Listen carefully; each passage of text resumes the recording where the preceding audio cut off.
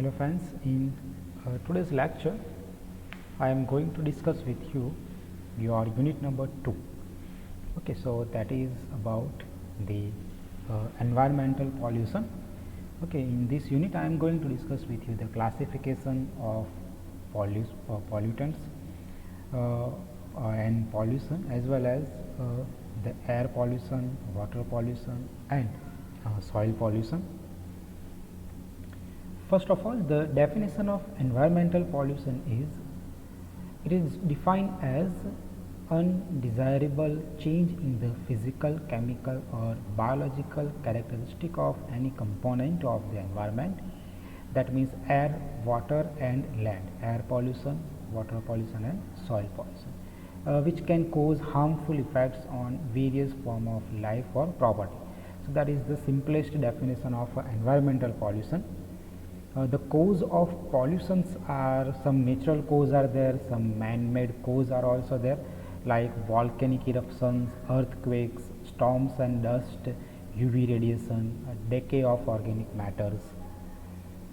Man-made reasons are many more compared to the natural disasters, and those are the commercial activities, industrial activities, over pollution, urbanization, insecticide, pesticides in agriculture, organic chemicals in industry, use of vehicles, mining industry, nuclear explosions, explosive use in wars and construction of the buildings, roads and dams. So those are some cause or reasons behind the pollution of water, air and land pollution.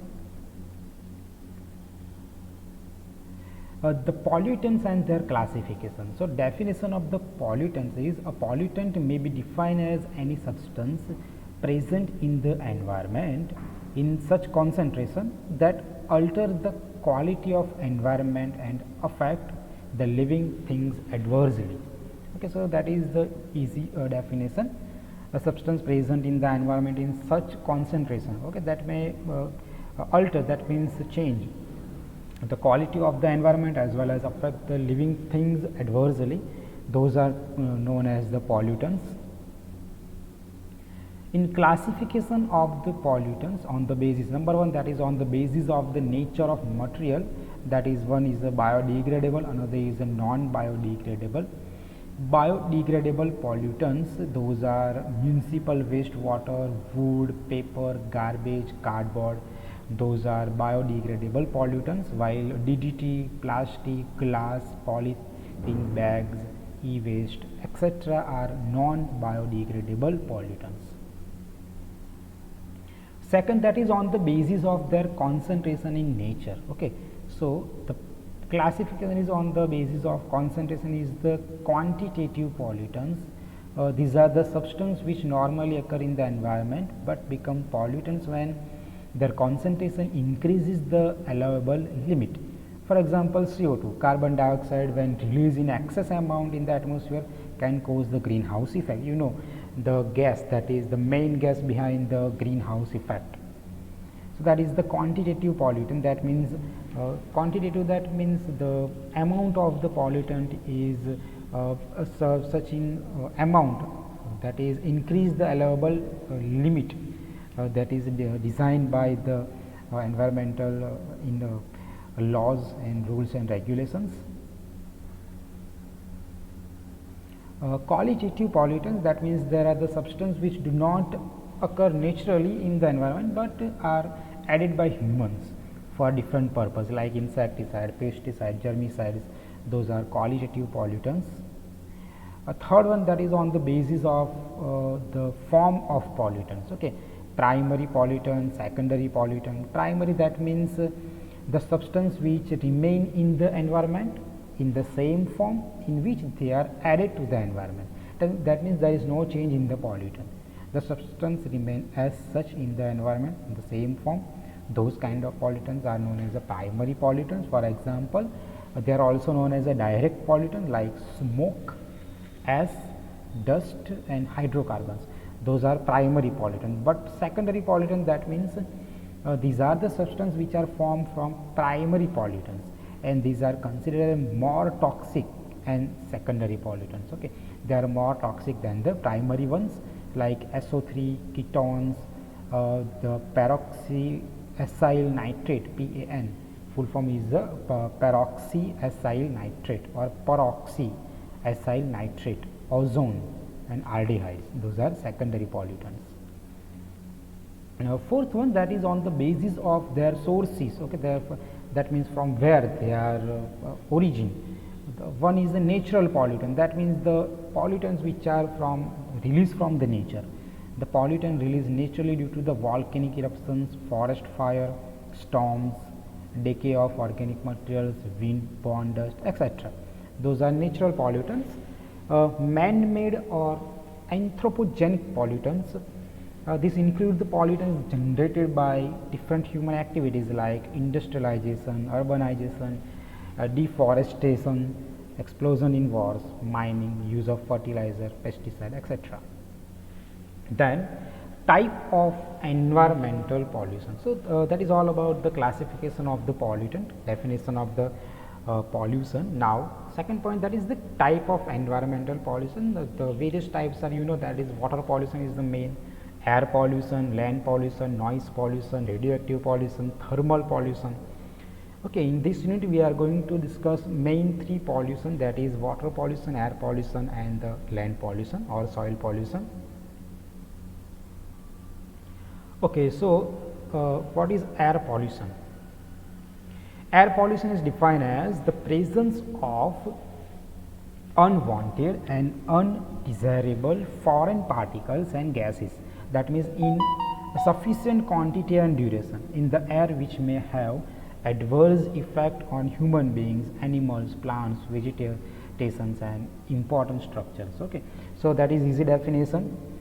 The presence of unwanted and undesirable foreign particles or gases in the air, okay, and that may adverse effect on the human beings or animals, plants, that is called air pollution. As per IS, the 4167 air pollution is defined as under, definition is here: air pollution is the presence in ambient atmosphere of the substances generally resulting from activity of man in sufficient concentration, present for a sufficient time and cause the harmful effects on humans, plants and animals. Okay, the unit of measurement for air pollution are microgram per meter cube or ppm, that is the parts per million.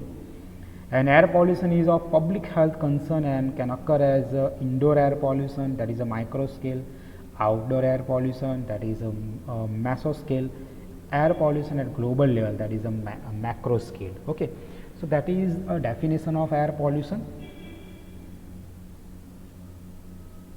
Now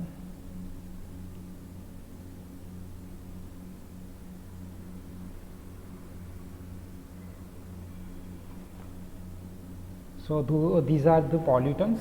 Okay, in air pollution, air is never found clean in nature due to the natural and man-made pollution. Some gases are here, okay, like the carbon monoxide, nitrogen oxides, hydrocarbons, sulfur oxide, dioxides, particulates, matters. Those are the pollutants which are added in the air. The sampling tin, this point is not a part of unit number 2. This material is from the old syllabus. Okay, ये जो material है पूरा old syllabus में से लिया है मैंने. So the sampling train is a part of unit number 3. ठीक है, लेकिन यहाँ पे अगर ये पॉइंट आ रहा है तो यहाँ इसे डिस्कस कर लेते हैं. ये यूनिट नंबर 3 का पार्ट है, sampling train. Okay, what is a sampling train? It is a requirement of alternating the air sample. That's why the topic is discussed here. That is particularly for analysis of the air sample. That is a vacuum source. Okay. Second one is measuring the amount of air sample, measurement devices, collector or the combination of collectors. Okay. So these are the main component of the sampling train. And interval times may be used to control the time and duration. The sampling device should be the first unit in sampling device, followed by metering device, that means measuring the amount of air sample, that is known as metering devices, and then the vacuum source. So that is the sequence of sampling train. Okay, sampling device should, first component is the sampling device, then it is followed by metering device, then the last one, that is the vacuum source. Now, what is a vacuum source? That is a pump, also known as a pump. So, a vacuum is used to collect the sample through the collection devices. Okay, and a motor or a hand driven vacuum pump, automobile vacuum pumps are commonly used. These are used for collection of the samples. When vacuum device is used to draw the sample through a filter in which pressure lost may be built up during sampling, therefore as the filter becomes particularly blocked, it will drop the pressure. That means sometimes what happens, there are some filters are used, okay, to that the filter are used to stop some impurities or some particles. Whenever the filter paper are choke up, they are blocked. What happens? The pressure created by vacuum source is decrease. So, it is necessary to clean or remove the filters after some times. Second one, that is called metering devices. Okay, the flow measurement devices, also known as the metering devices, is of two general types. Two type of metering devices are used. Those that measure the rate and another that measure the volume. That means two metering devices are used, one to measure the rate and second one is to measure the volume. The former, that is the measure the rate, is small and inexpensive, have the disadvantage of measuring only the spontaneous rate of flow. Okay, so they must be checked frequently during the sample period. The later, that means measure the volume, is record the total flow passing through them and are therefore generally more expensive. One device used for metering device is called rotameters. It is a rate measuring device that consists of spherical float within a tube, okay, that has a self contained scale. The gas enter at the bottom of the tube and the excess float rise and fall in direct proportional to the rate of gas flow. That is the function of the rotameters. A spherical float within the tube is there. That means one disc in a glass, there was a glass tube. In that glass tube, one disc is there, that is a float on particular level, spherical float is there.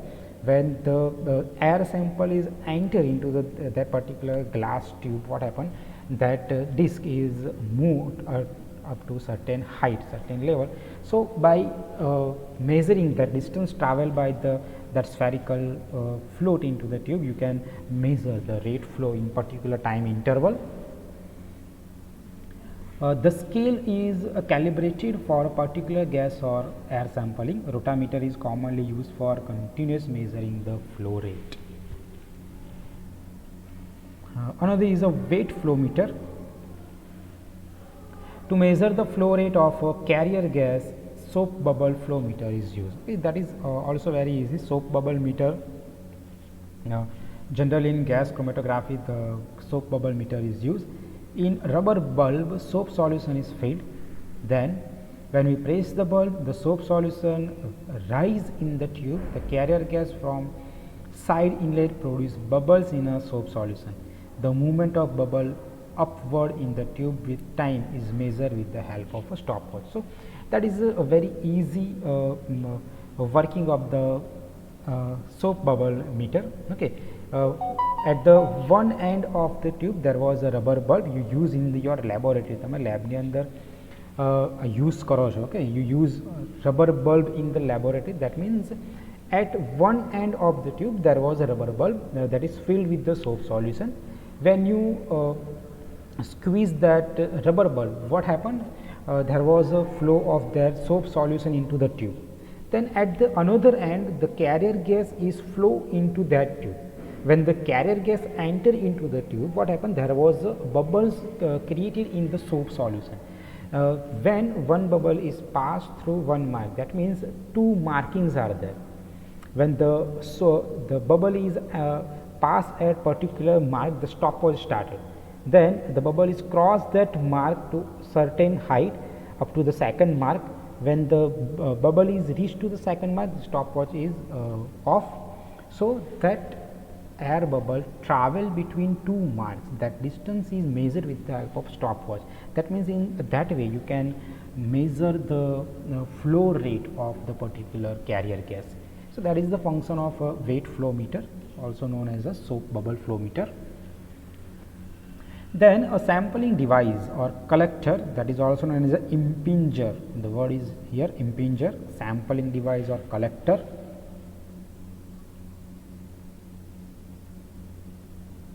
That is the third component of the sampling train is the collector, which may be of variety of types depending on the particular application. Included are filter and fitted below for the sampling of aerosols and gases. That is the sampling train. Air inlet, that is the saturated solution, that is meter to flow calibration measure, that is a manometer. Okay, carry field, that is the collectors.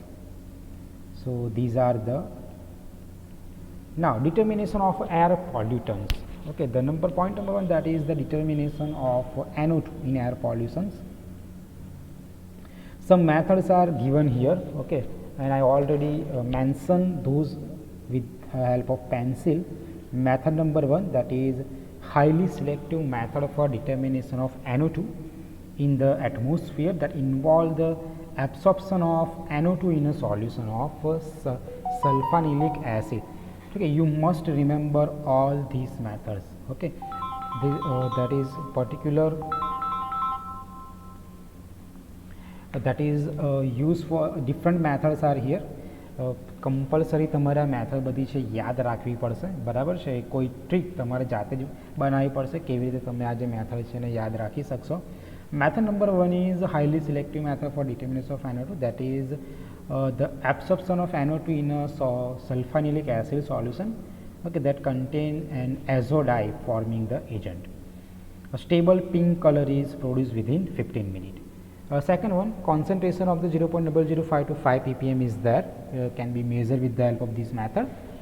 Method number 2, that is for total oxide of nitrogen except N2O may be determined by gaseous effluent from the combustion by collecting the gas sample. Okay, there are some more methods are also given here. The oxide of nitrogen convert into HNO3 by absorbing the solution and resulting nitrate ion react with the phenol disulfonic acid to produce a yellow product. Then NO2 may be react with luminant, that is a ligand in alkaline solution to produce chemiluminescence process.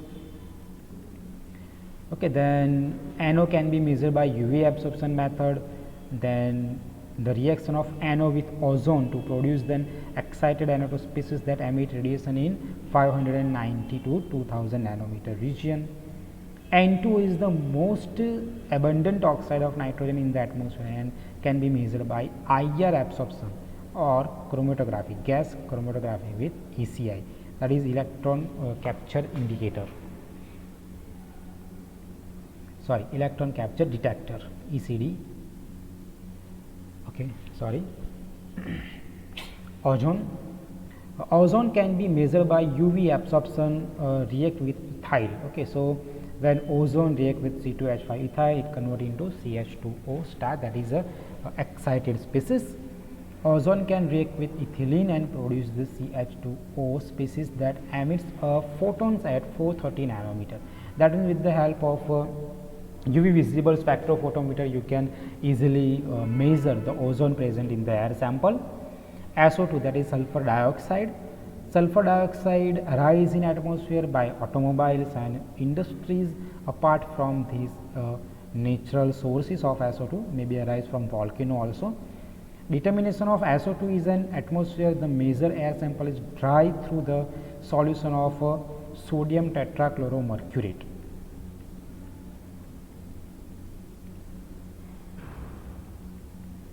So the SO2 is absorbed by formation of dichlorosulfate mercurate complex, that is the complex HgCl2SO3-2.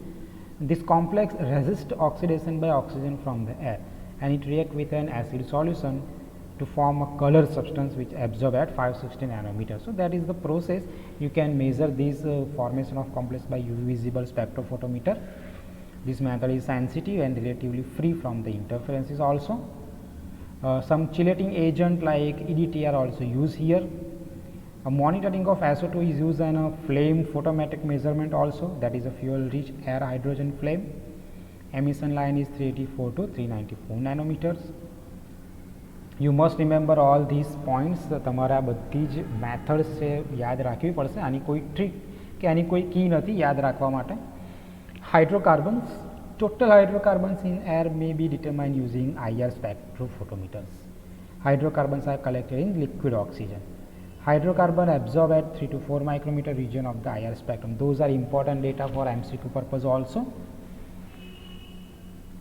Okay, chlorofluorocarbons, that is called CFC. Chlorofluorocarbons are chemically stable and separated and measured as PPT level, that is a part per thousand level using gas chromatography with electron capture detectors.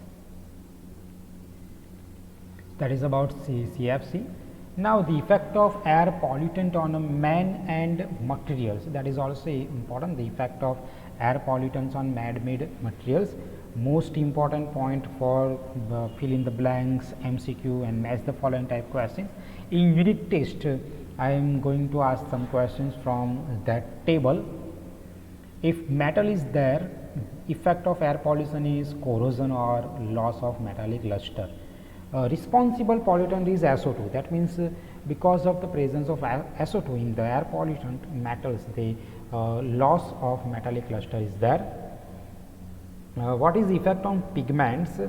Decoloration is there, bleach is there, SO2 and Cl2 are the reason behind that. On paint, decoloration is there, SO2, H2S and Cl2. Similarly, leather, a bad glow is there, SO2 is responsible for that. Paper becomes brittle because of SO2 and CO2. Textile becomes decreased strength. Okay, there was a decrease in strength of textile because of the SO2. Dyes, decoloration and bleaching because of NO2 and Cl2. Rubber material is there, cracks in rubber because of ozone. Ceramic and glass, rough surfaces because of acid vapor and Cl2. Okay, some that is a psychological action. Okay, that is a physiological, not psycho, it is a physiological action of toxic gases on a human beings. Some are given here. The corrosive and caustic alkali produce irritation of eyes, skin, respiratory diseases. This cause harm to the lower respiratory passage and sometimes it creates serious problems also. The pollutants responsible for that are NO2, ammonia, carbon monoxide, etc. Organic compounds like aldehydes, alcohols, ketones are equally injurious to health.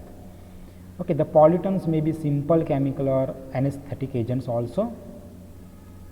Okay, the exfoliation. Okay, exfoliation. I don't know what is the pronunciation for that term. Exfoliation or exfoliation. The absence of oxygen causes problems in breathing, may result in death, and several gases react chemically and usually produce asphyxiation, that is called CO and HCN, that is carbon monoxide and hydrogen cyanide. Okay, that is the reason behind the exfoliation. Anesthetic manifestation. For anesthetic manifestation,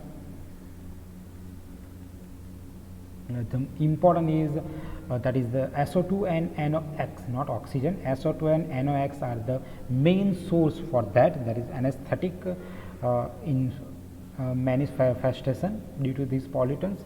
Central nervous system can be damaged. So these are the some damage in the human being by air pollutants is there. Okay, source of air pollution. There are number of source.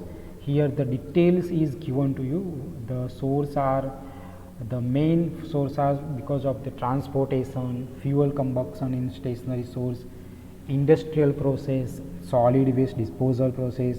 Some miscellaneous are also there. Maximum carbon monoxide is emitted by solid waste and transportation, while maximum SOx is liberated due to fuel combustion from stationary source and industrial processes.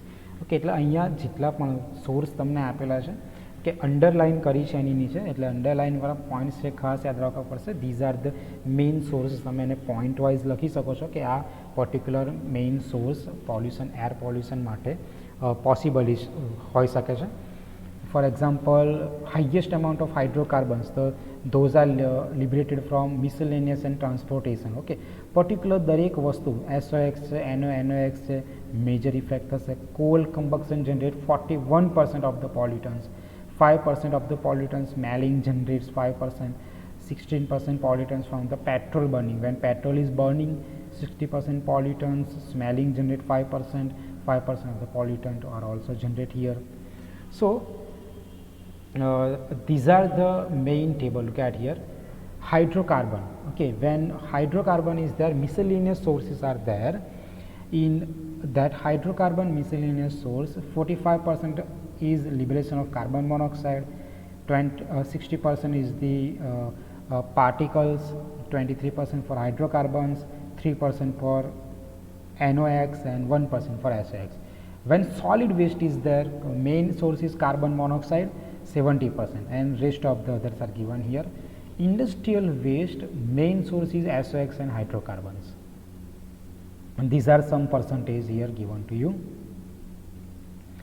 Similarly, when fuel is undergo combustion, main source that is added in the air pollution is sulfur oxides, SOx and NOx. Automobiles generate CO, carbon monoxide, that is the main source, and the percentage of other sources are also given to you. By using these graphs, MCQs are there.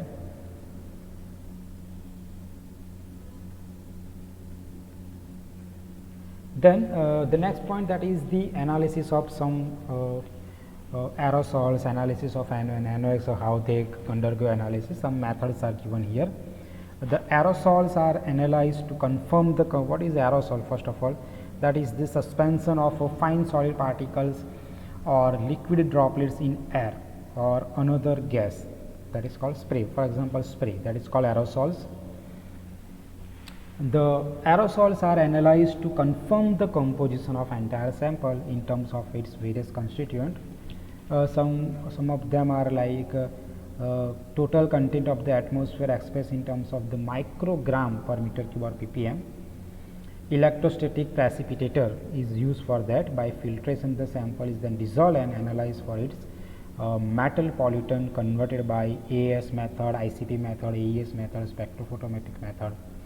Some volumetric and gravimetric method are also used for analysis of aerosol. Similarly, analysis of NOx is important. The NO, that is nitrous oxide, converted to NO2, nitrogen dioxide, to give rise to photochemical smoke. That is important MCQ. Exam માં પણ આ પૂછેલું છે. NO converted into NO2 give rise to photochemical smog. That is measured by gas chromatography method.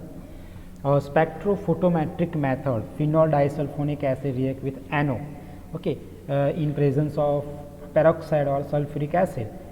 That is the reactions between NO and H2O2 give HNO3, NO and H2O2 give HNO3 plus water, HNO3 and that phenol disulfonic acid react together to give this complex. The method does not work beyond 25 ppm level. That is the limitation of the spectrophotometric method. Okay, NOx is absorb or pass in NaOH treated with H2O2 and sulfonilic acid. Now, N-naphthyl ethylene diamine to form a color compound, and which can measure at 430 nanometers. Okay, so that is the principal reaction here for the spectrophotometric method. Okay, that is not important. Analysis of CO2, that is the carbon dioxide. The analysis of CO2 is simple, that is collect through the solution of NaOH, that is a sodium hydroxide or alum KOH. Okay, then to form the carbonate, that means CO2 react with NaOH or KOH and Na2CO3, sodium carbonate is formed. That is the unreacted alkali is then treated against the standard solution of acid. That means it is the easiest method, that is the titration method in the laboratory. You easily perform that. conversion of CO2 into excess NaOH. Okay, then unreacted NaOH is then back titrated with the standard solution of the acid. The measurement of carbon dioxide is the index of human and plant activities, as a significant portion of CO2 in the air is anthropogenic. Anthropogenic, that means the change in nature made by human beings. Anthropogenic, that means change in nature made by human beings. Analysis of carbon monoxide, that is important CO analysis. Iodine vapor visualization method by colorimetry. The reaction is given to you. I2O5 plus carbon monoxide, I2 plus CO2 is liberated. I2 gas absorbs the radiation at 690 nanometer. Then AAS, atomic absorption spectroscopy method. Reaction is given to you. Mercury oxide plus carbon monoxide gives Hg plus CO2. Reflection measurement spectroscopy. In this method, carbon monoxide reduced with the silica molybdenum to form the molybdenum. This measures spectrophotometrically. The wavelength is 660 nanometer. Analysis of SO2. Some that is called acid property of SO2. In this method, SO2 is collected over H2O2, hydrogen peroxide or water or other solutions, and the corresponding change in acidity is measured by titration or measuring the change in the conductivity with using conductance measurement. Okay. But the more reliable only drawback of this method is HF and HCl if present, then it may be interfere in the particular measurement. Then NO2 does not interfere in this method. At the same line, ammonia causes the negative error. Reduction method, that is, in this method SO2 is allowed to react with potassium iodide. Liberated I2 gas is titrated against the solution of Na2H2O3. That is the iodometric method. Sorry, it is a iodometric analysis, because here SO2 is react with Ki, potassium iodide, I2 gas is liberated, and then this liberated I2 gas is reacted, that is titrated with the Na2H2O3 in the presence of starch solution. તમે TYBAC માં આ practical already perform કરી ચૂક્યા છો, બરાબર. તો reduction મેથડમાં આવશે. Okay, then સ્પેક્ટ્રોફોટોમેટ્રિક method. Okay, para-roseanilin method, PRA, that is a para-roseanilin method. In this method, NaCl and mercury chloride are react with the para-roseanilin in formaldehyde in presence of SO2. The solution gives red-violet color, showing strong absorption band at 560 nanometer. Complex બનાવવાનો છે, complex બનશે એટલે તમે સ્પેક્ટ્રોફોટોમીટરમાં measurement કરશો, તમારી range કેટલી છે 560 nanometre. Lambda મેક્સની value set કરી તમે એને મેઝર કરી શકો છો. મિકેનિઝમ એનું નીચે આપેલું છે, રિએક્શન તમને આપી છે, રિએક્શન યાદ રાખવાની કંઈ જરૂર નથી. Analysis of ozone, the volumetric titration method. Ozone માટે વોલ્યુમેટ્રિક મેથડ છે, that is I2 plus these are the reaction, ozone plus water plus 2 moles of Ki gives 2 moles of potassium hydroxide plus I2 plus oxygen. Then this I2 liberated here is react with thiosulfate, that is a iodometric titration. Okay, generation of I2 is there due to ozone. The I2 is treated with Na2H2O3. reaction આપણે ઉપર લખી છે. Instrumental મેથડની વાત કરીએ, ફ્લોરોમેટ્રિક method, that is interaction of ozone with acridine to give the intense fluorescence, બરાબર. ફ્લોરીમેટ્રિક મેથડની જરૂર પડતી હોય તો ઓઝોનનું એક્રિડિન સાથે રિએક્શન કરશો, તમને ફ્લોરેસન્સ જોવા મળશે. એ ફ્લોરેસન્સને આપણે ફ્લોરીમેટ્રિક ફ્લોરોમીટર વડે આપણે મેઝર કરી શકીએ છીએ. That is analysis of ozone. Principle of monitoring મેથડની જો આપણે વાત કરીએ, what are the principle of monitoring methods.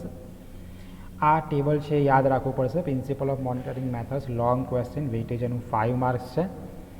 Physical પ્રોપર્ટીની વાત કરીએ તો એબ્ઝોર્બન્સ, તો પોલ્યુટન્સ કયા હશે, SO2, NO2, H2S અને CO. એ જ રીતે આપણને મોનિટરિંગ મેથડ્સ અલગ અલગ આપેલી છે. જો હેવી મેટલ્સ હોય લાઇક Hg કે SO2, તો એના માટે આપણે એટોમિક એબ્સોર્પ્શન સ્પેક્ટ્રોસ્કોપી યુઝ કરીશું. SO2 અને હેવી મેટલ્સ માટે એટોમિક એમિશન સ્પેક્ટ્રોસ્કોપી પણ યુઝ કરી શકાય. SO2, NO2, ઓઝોન માટે ફ્લોરેસન્સ મેથડ યુઝ કરી શકીશું. પર્ટિક્યુલેટ મેટર ઇઝ ધેર, તો લાઇટ સ્કેટરિંગ મેથડ યુઝ કરી શકાય. નેપ્થેલોમેટ્રી છે. ટ્રેસ ઓર્ગેનિક કમ્પાઉન્ડ હોય તો NMR છે, ESR છે, મેગ્નેટિક પ્રોપર્ટીની મદદથી યુઝ કરી શકાય. કેડમિયમ, પેલેડિયમ, લીડ અને અધર ટ્રેસ મેટલ્સ હોય તો એના માટે પોલરોગ્રાફિક મેથડ અને એમ્ફિરોમેટ્રિક મેથડ આપણે યુઝ કરી શકીએ. કન્ડક્ટન્સ માપવું હોય તો SO2 અને SOx અને કંડક્ટોમેટ્રીની મદદથી આપણે મેઝર કરી શકીએ છીએ.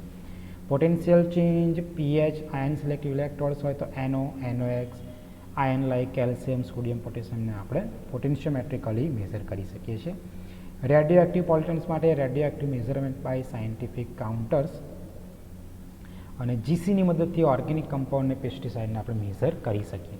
તો આ છે પ્રિન્સિપલ ઓફ મોનિટરિંગ મેથડ્સ. હવે ઓઝોન ડેપ્લિશન અથવા તો જેને કહેવાય છે ozone hole. What is ozone depletion, what is ozone hall.